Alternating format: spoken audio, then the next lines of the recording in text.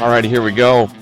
I got a chance to work with Joshua Wenner. He's the other half of K4 Men's Group, along with Philip Folsom, whom you guys are familiar. Great dude. He's been working with men for a long time and strong psychology background, which I'm super interested in. Big on the emotional piece and how to deal with that, how to help figure out childhood traumas and exactly how those flesh out in your adult life. We had a great conversation. I would have talked to this guy for 6 hours. We'd have had to take lunch breaks. But alas, we could only go for an hour. He was awesome. Hope you enjoy this conversation, and I hope in some way that it helps you to get your shit together. Have a great week. He kind of said the same thing, man. I said, so it sounds like you got a pretty good partner there.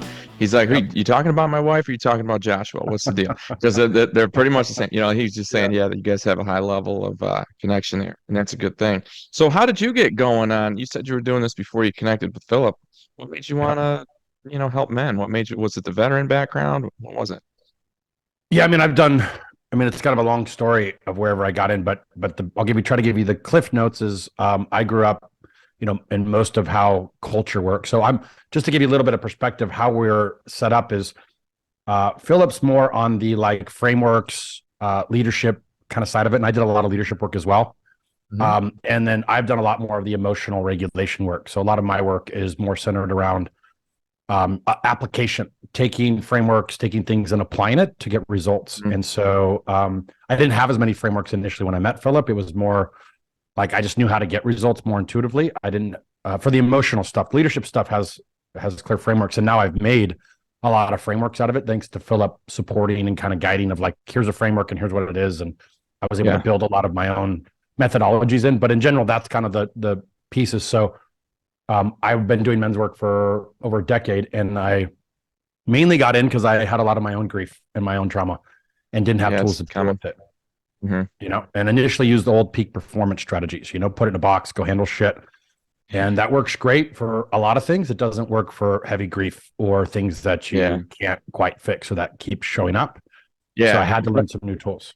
Yeah. Gotcha. Yeah. Compartmentalization goes a long way for people who have been, especially people who've been veterans or been experienced some tough stuff. But when it's real deep, huge things, I'd agree with you. That's the thing that it's going to bleed out any box you put it in. Yeah. Yeah. But I mean, it's just what now, because I've been doing it so long, the subtleties are, it's very subtle. We all have trauma. Most of it's little T trauma. It's all childhood related. It could be something as simple as somebody not getting their needs met as a child, and the child interpreting those beliefs as I'm not lovable. And so I need to go become a high performing entrepreneur as an example to prove my value enough in the world. And then a lot of men and women, but a lot of men get stuck on this yo-yo where they're constantly trying to look for external validation, whether it's through business or money or status or wealth or fame or their bodies or their partner or something outside of themselves to feel validation. So for me, it's the root of it is there's some unprocessed grief from long ago that they haven't dealt with. And our culture's taught you don't feel that. So, especially for men. Yeah. So you don't end up feeling it. So you're taught it's weak to feel messy emotions, especially if you have military or, any type of experience in those areas. And so, first responders, but when are we going to wake up and go, okay, fire, police, veterans, the number one cause of death is suicide, overline deaths. So it's like there's massive mental health problems all over the US. So for me, 80% of that starts to get resolved when you learn practices to go in and feel and healthy regulation, ways to feel and be with the messy emotions, and framing it as courageous, not weak, because it's not weak. It's a lot harder to go in and sit with your emotions and be with them. It feels messy and uncomfortable, and versus put them in a box is easy. Anybody can do that. It doesn't feel good. Put it in a box, move on. So I think that's where my passion is. Women have a lot of tools and men didn't have a lot of tools. And so I wanted to create a safe space for the hard boys, I call them hard boys, but men who typically were taught like me that you put it in a box and move around, and they look good to the outside world, but internally they're numb, they're emotionless, have very limited emotional capacity, and then they're highly reactive in their relationships, potentially have addictions, and a lot of stuff underneath the curtain that the external world doesn't know, and they can get away with because they look good to the external world, but deep down inside they're missing living out on life. They're essentially in an emotional prison. Yeah, that's it's a difficult situation to be in. I think that transitions very nicely into why I connected with you, and that Mm. was the simple statement you made that when you heal the demons within, and you'll be able to conquer the demons without. I think that's kind of what you're talking about here. So we're saying that, all right, if we can't take care of these things that are within us, what are the typical outward problems that you're going to have? You mentioned addictions, one of them. What are the other things that are going to happen to that kind of stereotypical guy who, yeah, has got everything bottled up and he's we'll say overcompensating with the outside world? What are the symptoms he's going to see in his life to let him know, all right, man, I might have some shit I got to deal with here. Yeah, one of them is just highly like inability to control emotions. So whether they Okay. are overreactive and get angry and attack, or they fight, flight, freeze, or peas. They attack, they fight, they look to flight, so they literally take off, and they'll Hmm. just bail. They'll freeze. Freeze is a little tricky. It could look like they just shut down. They can't feel anything. So freeze is like you can't feel any emotion. So a spouse or somebody's like, "What are you feeling?" And the constant feedback you'll hear from spouse, families, like, Yeah, I nothing. can't feel anything from you because you can't feel anything." And you're like, "Well, I don't have any. I don't feel anything because you're just numb." Yeah, Or yeah. appease, where it's more nice guy syndrome, where guys will just try to please their spouse or their friends or their whoever because they don't want to deal with conflict. So it's an inability to regulate themselves. And so because of it, the nervous system is really what runs rampant. And that Hmm. can lead to the inability to be aware of when you're activated in a dysregulated state and to regulate ourselves. We try to get it from the world. And so that can look like a lot of ways: the fight, flight, freeze, appease. It could Hmm. also look like addictions, depression, tyrant behavior, where we're trying to take power from others; weakling Hmm. behavior, where we're shutting down our power; sadist behavior, where we're hurting, so we want to hurt others; masochism behavior, where we're like, I'll take on the burden, I'll be the martyr, I'll jump on the Hmm. bomb for everybody. Hmm. Emotional manipulation, where we're using logic and words to make other people feel small or stupid; or Right. passive aggressive energy. So these are some of the high words. Other ones that are little less more elusive are like addiction to, it's never enough. It doesn't matter how much you achieve. I see this in a lot of high achievers. How Like much you make? Yeah, it's never enough. They make yeah. 5 million. Now they need 20 million, or they're Hmm. 100 million, or Yeah. 500 million. There's always somebody bigger. And so they're Hmm. attached to the yo-yo rat race. Once I get to this number, then I'm going to enjoy life. And then they get to the number and Right. it's They empty, don't. and they have Yeah. to keep setting the bar. Yes. Perfectionistic, right? Yeah. There's so many things. I could probably go on for 20 minutes of, there's a lot of symptoms that are Okay. indicators that there's something going on emotionally, but we have no tools or awareness. So we tend to just think there's something wrong with us and put it in a box or not look at it. And that becomes the challenge. Well, here we are. Here I am, a guy who's making that 5 million, 10 million. Man, everything's great. If I Joshua, if I go in there and I heal those demons and I fix all that stuff, aren't I going to just all of a sudden become, you know, unbelievably middle class and stop achieving and become very, like mediocre in all ways? Isn't that what's going to happen to me? Isn't that what's going to happen if I fix my problems? Aren't my demons why I'm successful? Yeah, it's actually a really good question. I know a man who his goal was 100 million. He passed it, and he woke up one day at about 170 and was like, the goals are just going to keep changing. Is this actually like, it's not about the money anymore? The challenge is the way he would achieve that is he'd get into conflict with his wife. They were both high fiery. So they'd get into Yeah. massive conflict, and then he'd use his anger to go build his business. And that anger was the momentum that drove him to build and build and build and build. Well, worked great to get him to where he was at. Right. And at some point, he had to investigate and say, do I want to live my life in conflict and constantly in this stressed response where I actually feel Hmm. I'm financially free, but I'm emotionally caged in this trauma response with my spouse where we're fighting all the time, threatening divorce, threatening leaving each other? Like it's a highly volatile yo yo state. And he said, is this how I want to spend the next 20, 30 years of my life? Or do I actually want to have peace and happiness and joy and deep connection and deep passion with my wife? And what do I want to model to my kids? Because right now I'm Yeah. modeling to my kids conflict and anger. So they're going to have broken relationships that are full of conflict and anger. So that just gives a case. So he's had to reshift everything and really change his internal landscape, what he actually wants out of life, stop responding and reacting in that way, and start choosing how to respond. And that also required him to go in and feel some of those messy emotions from childhood and realize, oh, this came from my father, right? So you start to track where it originates from. So how do you assuage that fear in that individual? Sure, it's a great idea. All right, yeah, you got all this money, and I'm in this emotional cage, and I'm with you. I understand that. I very much do. But I can see an individual who's not there yet going, I'll take the emotional cage. I just want the money.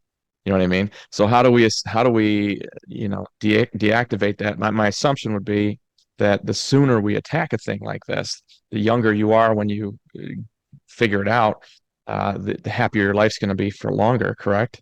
So, what's the logic that you use for that individual that comes to you and says, "Hey, I've got all these problems, but look at all this money, and that's kind of where I want to be." Or don't they? Are they already broken when they get to you?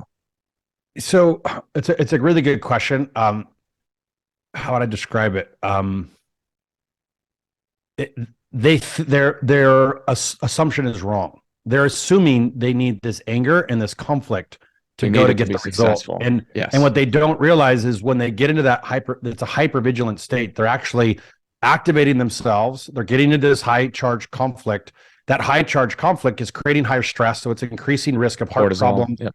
cortisol, all these Yep. different things that are going to affect the body, which may take their life, which a lot of people die young from high stress, health Yep. problems. Health is the number one cause of death.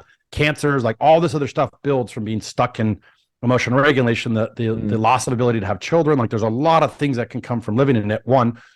Two, what actually happens is when you get back when you learn to regulate your emotions, you get more effective. There's something right here called the prefrontal cortex. So this That's your part of your thinking brain part. is, Yeah. well, it's compassion, empathy, and rational thinking. So what most entrepreneurs don't realize is they've just done it for so long. They're in the back of their brain, which is that fight response, but Yeah. they're not really Instinct. using creative thinking. They're not really slowing down to get more time. They're actually speeding up.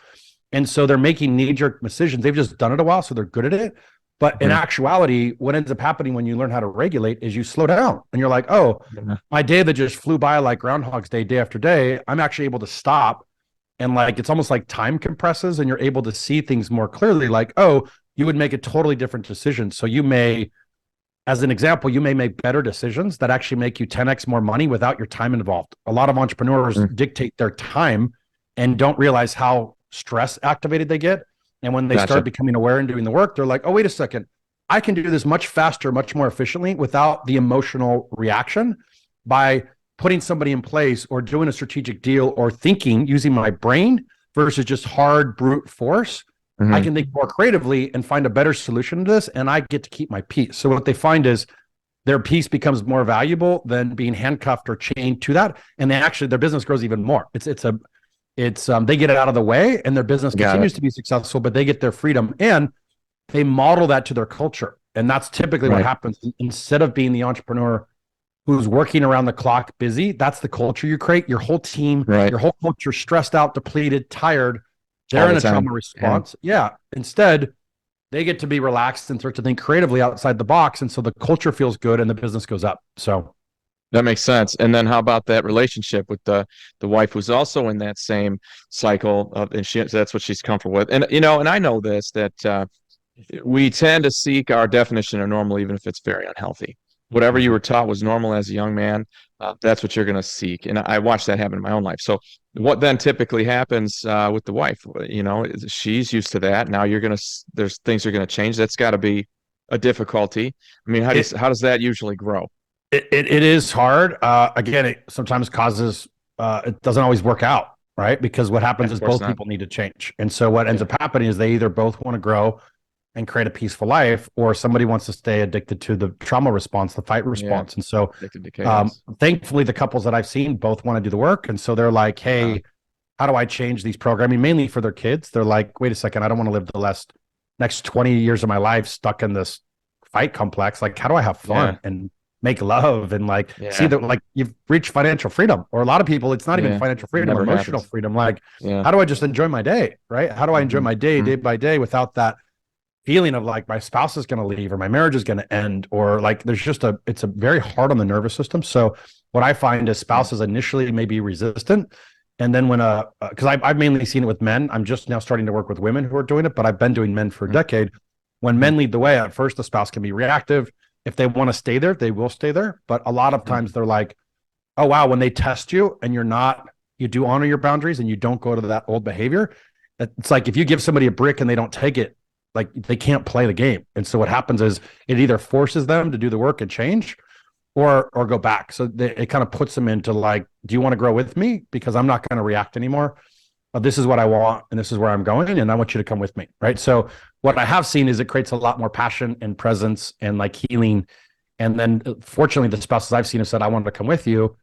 And then they start to challenge their beliefs and like, oh, I'm reacting. I'm hearing another voice. It's not even me. I'm hearing some made up voices responding to some childhood story of abandonment or something, when in actuality, you're the partner I want to spend my life with. Like, let's make it beautiful. Let's design the next 20 years. So what they do get is more presence.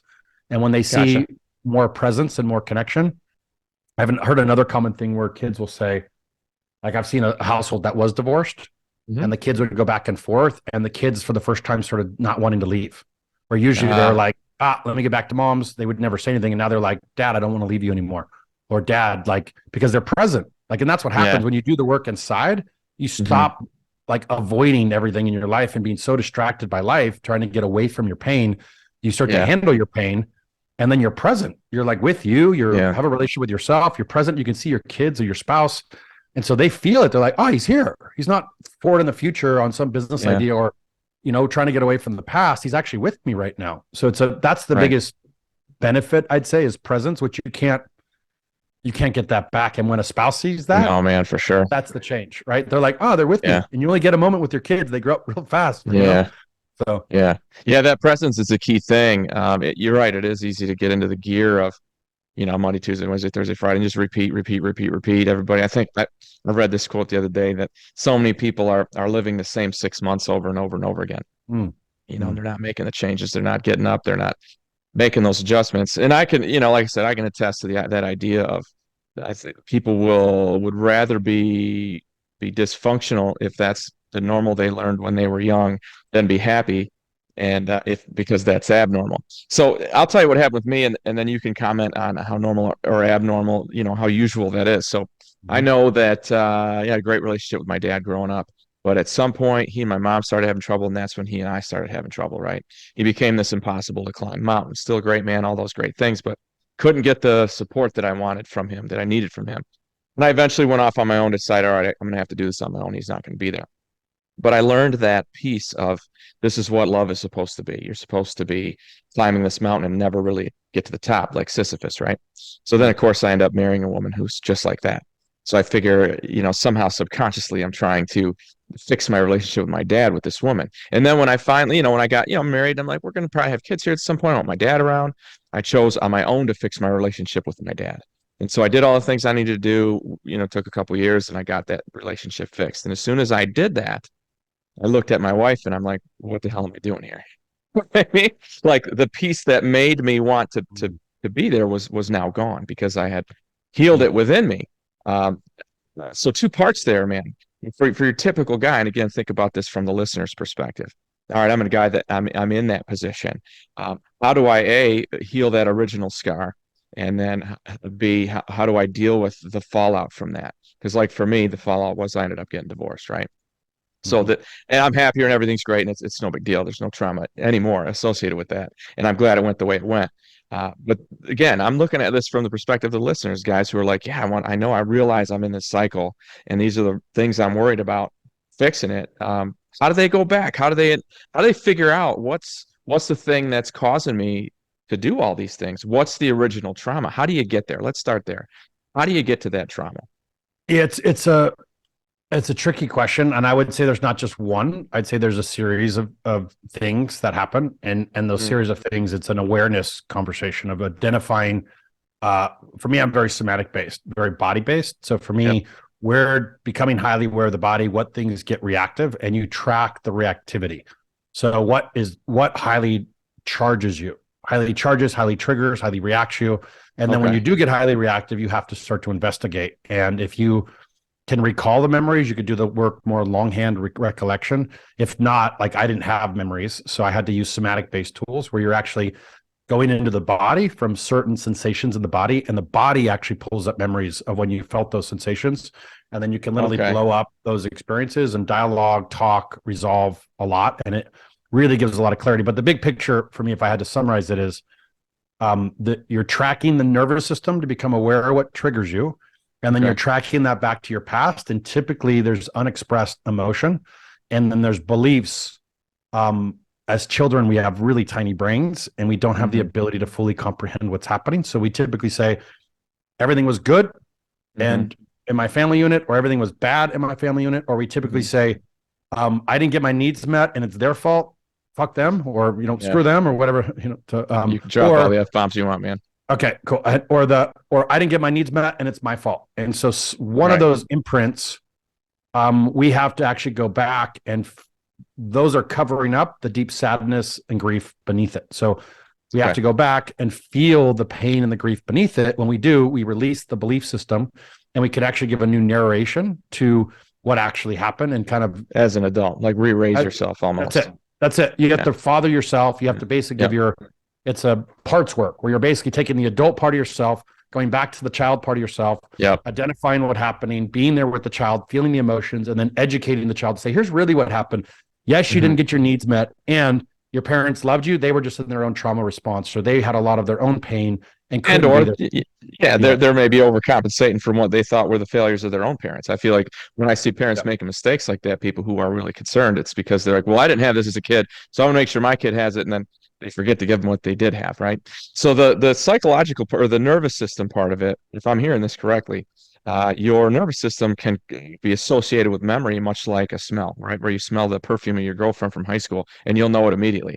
Or you hear a song from 1994 and it's going to put you back in that place. So if you can experience those feelings, it's going to be hooked to some memory and you'll be able to kind of have a grasp on what the heck was going on. Am I getting close?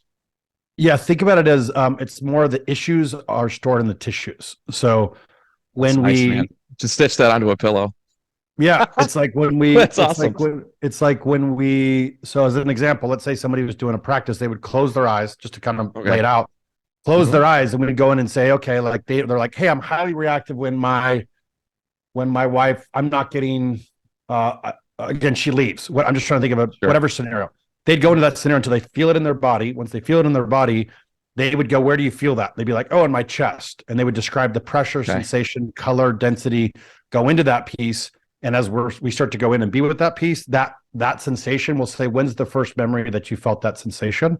And it'll literally take us back to whatever memory will surface. And that's how we do the work. So we're doing the work around early memories that are stored in the body. And it's crazy for those that disassociate or can't feel or go numb. The body knows. You don't have to even do the work. You're just sitting there like watching a TV show, like, oh, wow, here's a memory, here's a memory, here's a memory, here's the first. And so that's how we scan, and that's how we like understand what's going on. Then you can literally, there's different types of work. Like you could do internal family systems where you're dialoguing with literally these different parts. You could do transformational chair work. So there's different therapies you can use to dialogue with either the child, the emotion, the aspect of you. There's inner critic. So it's a big kind of wormhole of like going down where you could do. But the cool part is it really helps you understand what happened, bring awareness to some of those core main themes. 2, feel the emotion and understand the patterning. And then 3, upgrade the belief system from the child perspective, right? And as an example, like if I had to give a little example, there was a man that I was coaching that he would get really angry. And when we tracked it, there was a moment when he was a child, he was sitting there, he remembered the details, he had his little shirt on, a little bowl cut, you could literally see the picture. And then he's sitting there wanting to get love from his mother, and his mother's too busy for him. And so at that moment, he's like, I didn't get my needs met. I need love deeply, and mom's too busy. So he internalized as a child, I'm not valuable. I'm not lovable. It must be my fault. Something all wrong these with reasons. So I need to do it perfect, and I need to achieve to try to get her attention.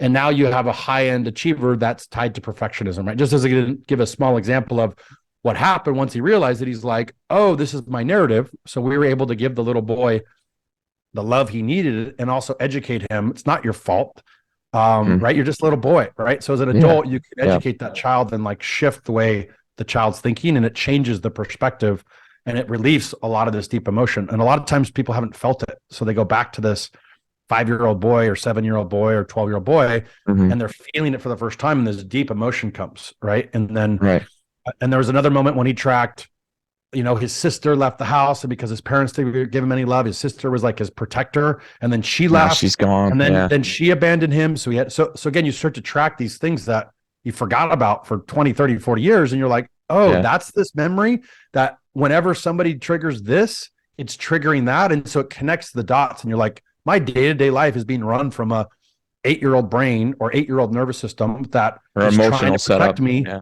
from experiencing that pain again. Yep. Yeah, that makes sense. So, this is obviously the psychology. This is incredibly interesting, or I wouldn't be asking you about it. I see Yeah. behind you, you got a degree from the University of Nevada.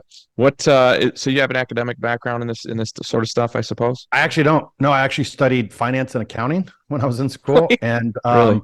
I went in a whole different direction, but I was always passionate about psychology. I was always passionate about my dad had me playing Tony Robbins tapes when I was hunting growing up as a little kid. And No so kidding. I was always kind of curious about it. And then I would just study. He got me into personal development courses really young.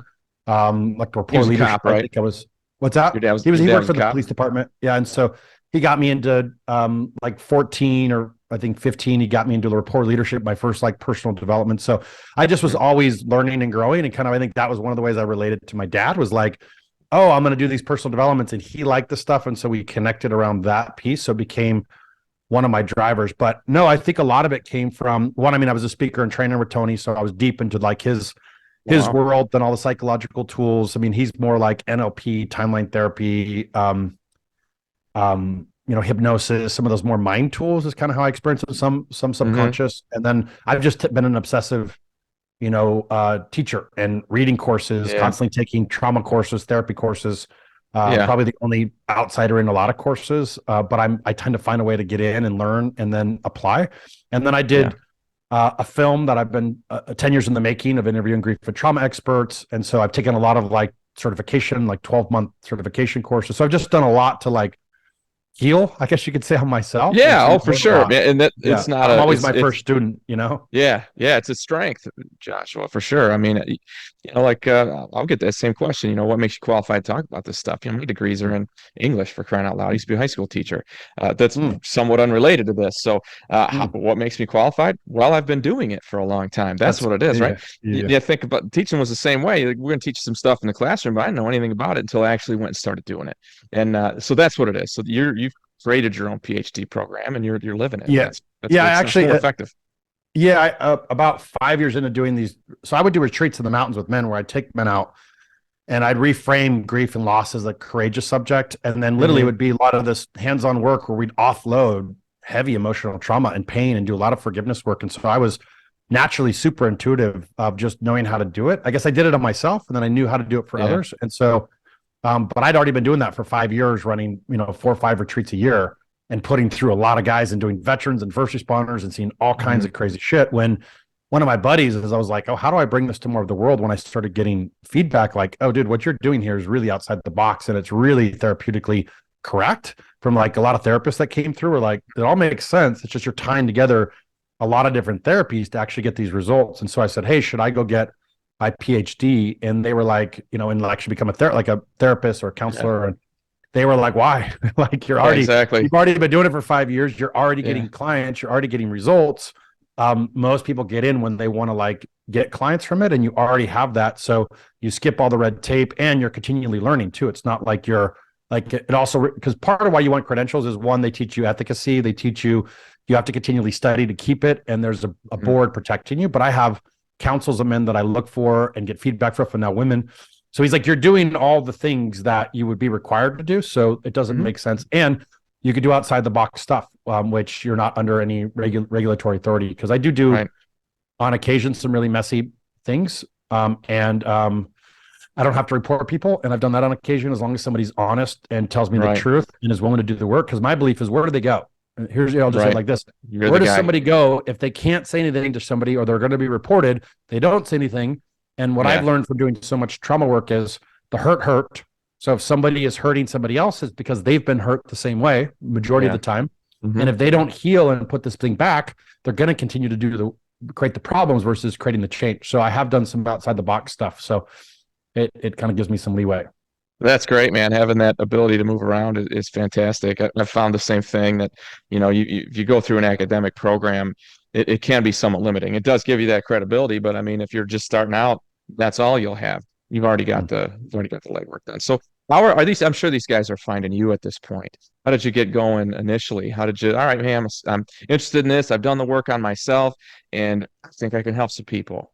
How did you start to tap into that? How did you start to I mean, I've reach been doing out? coaching for since 2004-ish. So I've been doing it a long time, but That's a long time, man. I started doing them when I did the retreats. I literally just called 12 friends and said, 12 different men from different backgrounds, different ethnicities, cult, like everything. I was like, how do I put a bunch of men in the space and just test? And so I just rented a house and said, I'll come feed you at the house. All you got to do is show up. Let me test these frameworks on you and see if there's value here. And when I did, for me, and I've been in a lot of personal development, and it was like one of the most transformational things. And I didn't research anything. I literally was like, call it download, if you will, or like because in the past I would have modeled everybody else, taken the best of everybody else, and built something. Right. This was like, nope, you have to build it Freehand. intuitively. So I work with a Yeah. coach to like pull everything out of me. Even all the metaphors I Mhm. use were from naturally recurring things in nature. I found to like back up my point that I would research, like what describes this. Like I used the metaphor of a tree because part of what I'm describing is grief, to go into grief, and forest fires. Forest fires are, we've created a big problem because they naturally are, the forest fire naturally balances itself out It's when there's a supposed to forest happen. fire. Yeah, it's supposed to It's happen now supposed and to then, happen. right? By Yeah. us trying to suppress it, we've actually created a much bigger problem because when there's a forest fire, there's kindling that lights up. Yeah. There's a natural balance of ecosystem. Acorns, interesting fact. The Have to get real hot, acorns, right? they have to get really hot to open to become a tree. Yeah. So they need Yeah. a forest fire. I know. So, anyways, Yeah. but that's Yeah. what I did. I invited 12 guys, and then it was just a lot of hard work and bootstrap. I would literally pick up the phone and call guys. I had a video that I created, and guys would, at first, it was very kind of church like and feminine. And Okay. I got a lot of hate mail and a lot of guys going against it. So I think part of how I have adapted myself is I built my body. I've changed my look. Like I've actually overcompensated a little bit on the masculine side to be like, hey, I'm doing emotional work. Like I can do anything you can do physically. So, Sure. and then I started targeting the men who are, Navy SEALs, Green Berets, fire, police, military, kind of the hard boy groups, Yep. and said, I'm Sure. going to stay with this Yep. group until I get them. Hmm. And whatever I got to do. And once I got enough results with enough guys, then it started to kind of crack and I got better and better and better. So, and then I started Yeah. training fire and police departments. And so it kind of like evolved from there. But initially, it's just a lot of hard work. It's not what they say. It's like they say when you find your purpose. I had this picture like, oh, like it'll naturally open and be easy. It was actually harder because you're doing something that you love, that's super meaningful, but then nobody shows up and you have to like, and I was doing grief and like emotional work, which men run from personal Yeah. development in Exactly. general, They don't want to be there. and they That run happens from so much emotional with work. men. Yeah, Yeah. for And so I'm sure. having to like beat down their doors. And so referrals would come and then guys would get results and then they tell other guys. And so it was a pretty organic process, but it didn't necessarily make money for a long time. I didn't get in and I wasn't doing it for the money though. I was doing it because I wanted to, make a difference. And I was also in my own pain. And I think when I was doing it, it was giving some meaning to the grief and pain that I had from an experience with my brother and losing my brother. And there was a lot of Sorry to hear that. mixed emotion around my brother's loss. And he came and asked me for help, and I told him no. And then he died 3 days Shit, man. later of an overdose. And so there was a lot of pain that I was trying to make peace with. And it seems like the more I did that work, the better I felt. And so I was really doing it twofold: one, to help others, but two, to help myself, because it made me feel better when I held space for the men, you know? Well, I see this is so often. I mean, because what I do here, I talk to guys who are out doing great things like you, and I've heard this over and over. What I think you're alluding to, and that's this idea that, well, ultimately everything is selfish. Even if I'm helping other people, it's just for me to feel good about myself. That doesn't mean it's bad. That you still should be doing it, right? So lots of selfish could be, oh, I would rather enslave a population for my own personal benefit. Well, that's selfish too, but right, the outcome's bad. So it doesn't mean that because you recognize, hey, this helps me feel better. Just because you recognize that, Joshua, it doesn't mean that anything about what you're doing is anything but good. I'm sure you've crossed that bridge already. Mm-hmm. Thanks, Ben. Sorry. Yeah, Yeah. it's been a process, but yeah, Yeah.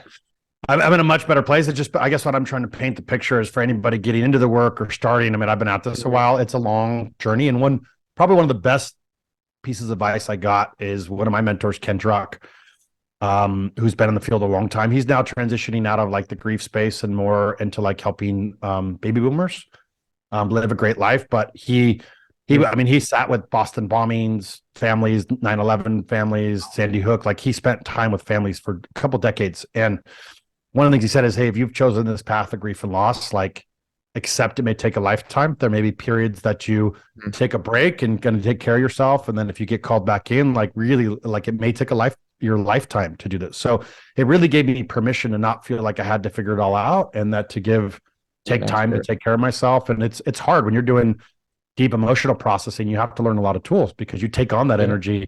Sometimes you take on secondary trauma from hearing all the stories and all the things guys share, or not women share. So there's a cost that comes with it, but I think the benefit is a lot of times you get to be a part of people like one, you learn a ton. Like you're like, wow, you see a person here, and then you get to unwind and see the child architecture and the trauma that happened. And I've seen that so many times that it starts to show you the patterns pretty quickly in the world of like, oh, this is how people are architected from their childhood into adulthood. And another interesting fact, I'd say 40-50% of men have had some sort of sexual trauma. Half, really? Almost half? Almost half. Yeah, like when they actually create a safe enough place to share, it's a lot more. And again, it's with men and women, so it's not just men, but also with women sometimes, where they're like, well, I can't tell anybody that happened because everybody should be celebrating, but really I kind of was felt violated, or right. So there's a lot of different things that happen. So it's a lot more than people think, and so it's just not acceptable for men to talk about it, so they don't. Right. Whereas it's a little more acceptable for women to share than men. So, but it's very common, much more than I realized going into it. Yeah, so I wonder if that's just among that population. I'm trying to kind of put it together into so the 40-50% of the people that you're seeing are reporting that. I wonder, is it a situation where it's been completely blocked out, where I didn't even realize this had happened until I started going through this process, and I realized, something pretty terrible happening when I was young, or are most people aware of it just consciously? I'd say it's both. Sometimes it's like both, but it's with people you never, most people would never realize, like I had an experience that I didn't realize I'd forgotten about until I was doing all this work. And then like 3 or 4 years in, all of a sudden I remembered one day like this, I was like, oh wait, I forgot about this whole thing that happened. And then I had to process that. So it's just, people are in different experiences. Some things are so tightly wound up, it's not safe to ever go to for some. Others have so much trauma on top of it, it's tricky. So I just find in general, it's much more, and again, because it doesn't always be the family or the parents. Sometimes it's friends or peer group, or like they went to a kid's home, or they went to a school, or there's just a lot of different examples where it's like, oh, I didn't realize I forgot that happened, right? So it's just more common. The main point I'm trying to make is it's more common than I thought, to give some awareness and some compassion if either somebody's listening, it's them, or somebody knows of somebody like, there may be other reasons why people are the way they are, is what I find. Typically the hurt. So if somebody's hurting, they're either in anger, sadness, pain. There's some childhood memory, and it could be like a big T trauma like that, or it could be a little T trauma, but there's something from their past. So when you see them reacting, if you could start to look at them as like, oh, they're in pain. They're not actually, they're causing pain because they're in pain. Right, is the easiest way to see it. So I see it. So it can go one of two ways, and I did some research for different reasons. But one, if you're in that cycle of being abused, you're either going to be abused your whole life because you're just used to that, or you're going to become an abuser as a way to compensate from it. And I'm not sure exactly what the percentages are there, but I've certainly seen both. People become professional victims, or they are like, hey, the only way I know to be powerful is to victimize others, and that's such a shame. Or play savior, right? So there's like that villain. It's called a dharma. It's called a drama triangle, where you're either in villain, victim, or savior. And if you, they're all forms of giving up responsibility or ownership. So you basically, victim is like, it's like everybody takes advantage of me, or this keeps happening to me. The villain is like actually feels victimized, and so they're justified to take advantage or to hurt others. Typical bully. That's your bully. Yeah, but but what's tricky about it is they actually feel victimized is why they do it. They actually feel so hurt. The story they make, and then you have the savior who, instead of feeling themselves, feels everybody else and wants to take over other people's responsibilities or pain. So you get the key with all that is self-ownership is the key. The savior becomes the supporter, like I'll help you do it, versus do it for you. The villain has to realize that they haven't clarified their structure or goals, for like they need to reclarify, like, hey, here's what I understood we were doing. Are we still on the same page? Like reclarification.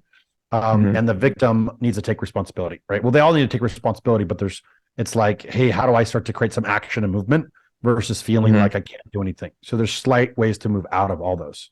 Yeah, I think it's pretty close to the Jordan Peterson idea of clean your room. Hey, so that concept of, hey, before I go telling other people what to do, or be involved in their lives in any way, I got to make sure I have my own shit together. Yep. which is a tough thing to do. I understand that the practical application of, hey, I can very effectively uh, distract myself from what's going on within me by focusing all my shit outside, fixing or being a bad guy or whatever it is. It's so easy to do that. It is very effective. Years will go by and you won't deal with your own shit at all. Pretty Yep. effectively, yeah, until you dig into it and decide that you're going to fix it. Go ahead. Sorry. Yeah, and I no, it's great. I completely agree. I also think it's kind of a work in progress, is what I've learned. Like to me, the work is you don't stop. Like you just do it concurrently. When something comes up, you address it and you use the tools. Where I think a lot of people go wrong is they learn all these tools, but then they just keep going to learn other tools, or they keep helping other people to learn the tools. But you'll notice, because I've made some of these mistakes early on, like you notice the clients will rep the same problems because you're not doing the work, so you can't see how to solve their problem. And again, you're not solving it for them. You're just becoming aware and helping to guide them. So you're not doing the work anyway. But if you do the work, it's really easy if somebody's doing the work or not. And so if they're not, you're like, hey, you're not doing the work, because you're looping this pattern. If you were, you'd move through it. So I challenge you to go back and do the work, because so you're just able to coach and hold space at a different capacity. And it's hard. I mean, I did a practice last night because I'm going through something with my new little kitten and had a lot of emotion. I saw you had the cats. I'm a cat man as well. I will argue all day. They're a finer pet than a dog, but keep going. Yeah. And so I've lost two, unfortunately, I'm pretty young. And so I've had a lot of death in my life. And so I just got another kitten. We waited almost a year after my last one died. I had two, boy and a girl. Boy died after a year, which was pretty hard for us. Then we waited, grieved, got another one. I had that boy a year and a half, and then he died. Jeez, so man, that sucks. I'm sorry. So it was a lot of like kind of grief. And then I finally was ready. I just got another one, and this one's a girl. And I've had her about 4 months. And then I just found out she may have like a pretty severe health condition. And it just really triggered all this old stuff. So, but here's the thing, even with knowing all this stuff for that day, I couldn't feel emotion. For my pattern is I tend to not be able to feel. So I need to initially go into busy work. I go to the gym. Like I get into all this busy stuff and start helping. And I have to catch myself to go, oh, you're wanting to go external. I'm starting to get desires about ordering food. Like all my stuff comes back. Like go order the pizza, go do the thing, go do the thing, go download dating apps. Like all this stuff will come by. Sure, and then I'm like, oh wait, I need to feel. So it's time to go do my practice. But every time it's uncomfortable. It's never easy. But I do the practice. It gets me back in my body. And then I'm like, oh, okay, that's what I need. I just needed to move some of that energy. So I'd say that's a lot of the work. Is like, it's hard. It's just like going to the gym. Gym's not easy. No. People don't want to go to the gym, but nobody loves it, man. Yeah, you get into a habit, and then you feel better. It's the same way. Emotional tools. Yeah, that's how you put yourself back together again. Is you use them on a regular basis. You know what tools to use when, and they're just a toolbox. It's like, okay, I need to feel grief. Here's the toolbox. I got some anxiety. Here's the toolbox. I got some sadness or anger. Here's the toolbox. And when you get really good at doing that, what happens is you get a lot of emotional range. Like you're like, oh, I can go deep into the abyss.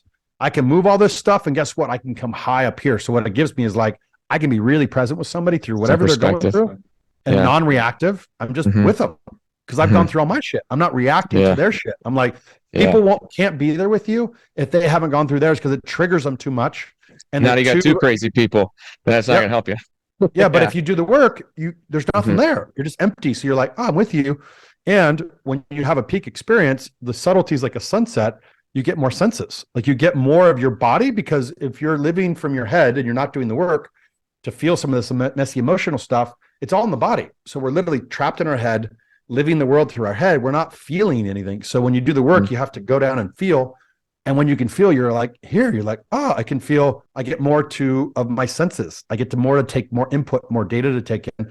And I can interpret things much greater, whether it's sex with your spouse, whether it's eating and enjoying a good meal, whether it's traveling and watching the sunset or taking in the sounds, the scenery.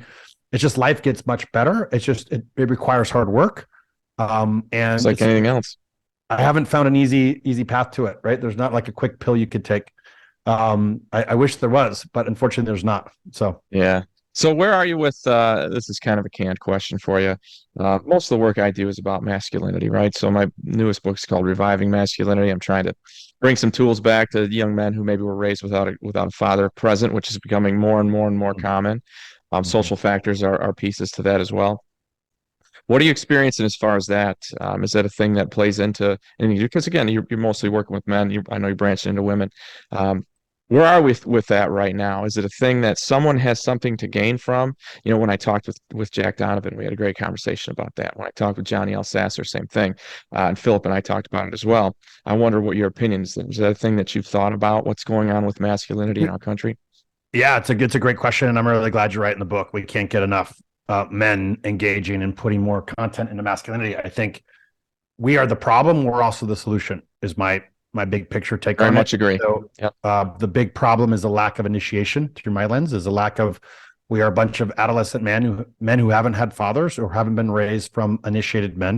And when I say initiation, it's just learning how to be a man. And so, Exactly.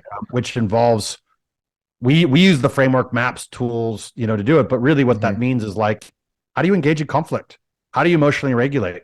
How do you lead your life? How do you make decisions?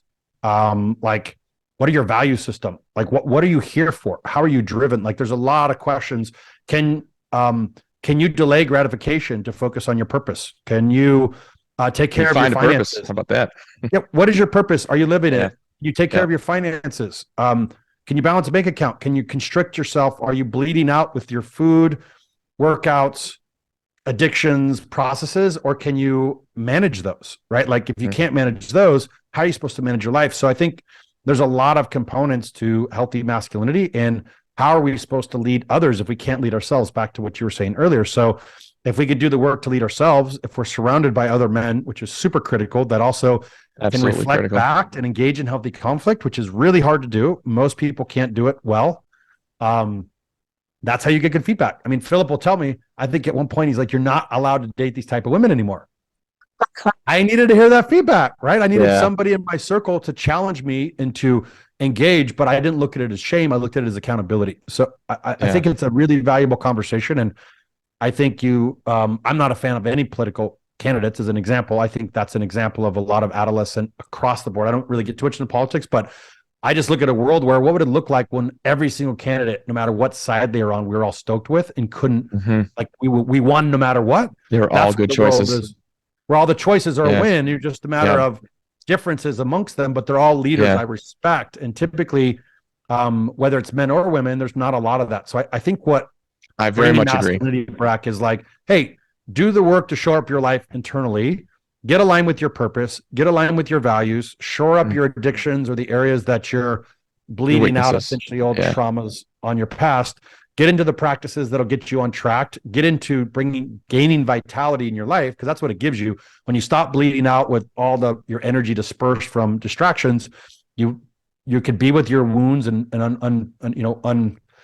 painful areas of your past that are bleeding. You stop the bleeding. You do practices to get back on track. You step into Yeah. your purpose and you claim vitality, and then share it with the world. Bring that masculinity back into the world. Bring it into your community. Bring it into your family. Your Step into kingdom. politics. Step into building a Leadership. company. Like, share it. Yeah. Yeah, bring it back. Return with that vitality back into the world. Yeah. So I So, think that's where we're at.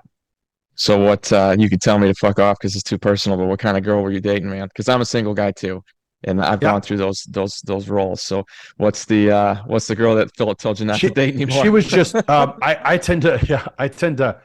I was dating a woman that was just really fierce, I could call it. Like, she would get Yeah. really angry, and I'd say probably more physically and emotionally abusive. And I was like, Okay. but when she loved, I felt more loved and seen than I'd ever felt. Very So that was the intense. challenge Yeah. with me, like super intense, but she loved intensely too. And that was the tricky part, is I was like, wow, this woman I'd get her something or I'd do something creative, and she'd literally jump up and down and get so excited Oh, that's because I great. was supporting her or Mhm. creating something for us, or we'd stop in the middle of nowhere and dance to there was just this other level of romance and love that I hadn't experienced. And there was the contrast of, like, when she was upset, she would go nuts uncontrollably too. And so I think I just Really? had to learn, like, oh, how do I, it was just a good learning lesson. It actually took me down this path of like, all right, I've now clear what I'm doing for my purpose work. Let me handle Mhm. and short my relationship house. I've spent really the last 3.5 years since that one doing a lot of deep, hard work on why haven't my relationships worked out? And it's been a messy area. I'll tell you, it's definitely a messy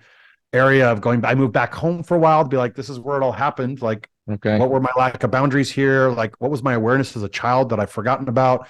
Like I wanted to re-understand, like I know that's where it originates from. And I got a lot of clarity. I've done a ton of therapy, a ton of work, and now I'm like emerging in a different space. So it's just takes work, right? I think sometimes Yeah. they're just not easy, you know? So Maybe that's what I need to do. I don't have the option of moving home, but yeah, just dig in on that because I have noticed myself kind of bouncing around. I've been single for 4 or 5 years here, and yep. I need to strap it up and get into the right one. But anyway, man, we're getting up to an hour here, Joshua. Man, I Cool. couldn't appreciate more having some time to chat with you. I've watched your work from a distance and heard good things that Philip said and Jack said about K4 and what you guys have going on, and it's so cool that I get an opportunity to talk to you. I'm gonna hit you on Instagram.